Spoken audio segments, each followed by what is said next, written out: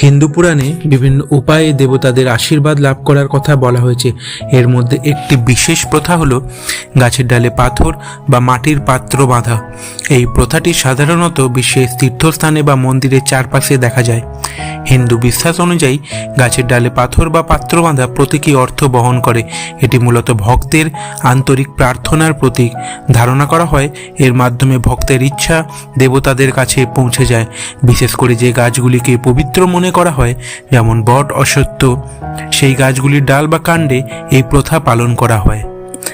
ভক্তরা মনে করেন এই প্রথার মাধ্যমে তাদের প্রার্থনা আরও সহজে পূর্ণ হবে। পাথর বা পাত্র বাঁধার মাধ্যমে ভক্ত তার ইচ্ছাকে দেবতার সঙ্গে সংযুক্ত করেন। এটি আমাদের সমাজে গভীর সংস্কৃতি এবং ঐতিহ্যের প্রতীক। এটা মানুষের বিশ্বাসকে শক্তিশালী করে। আপনার এলাকা বা তীর্থস্থানে এরকম কোনো বিশেষ গাছ বা মন্দির আছে কিনা জানাবেন কমেন্টে।